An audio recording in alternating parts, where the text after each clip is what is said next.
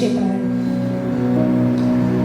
വൈക്കത്തപ്പൻ, ഏറ്റുമാനൂരപ്പൻ, കടുത്തുരുത്തി ശ്രീ മഹാദേവൻ. ഈ 3 ശിവക്ഷേത്രങ്ങൾ ഒരേ സമയം പ്രതിഷ്ഠിച്ചവനാണ്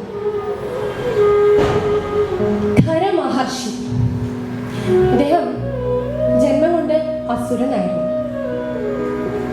പക്ഷേ സാധനയിലൂടെ, തപസ്സിലൂടെ അദ്ദേഹത്തിന് മഹർഷി പദം കൈവന്നു.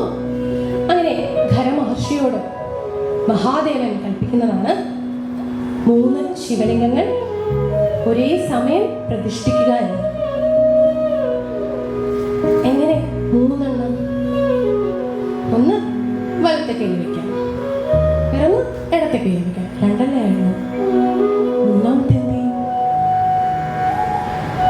കഴുത്തിലിട്ടു.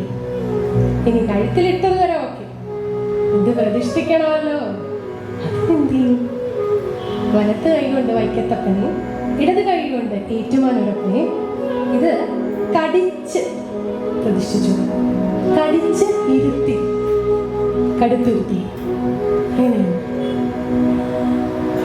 അങ്ങനെ എത്ര കഥകളല്ലേ.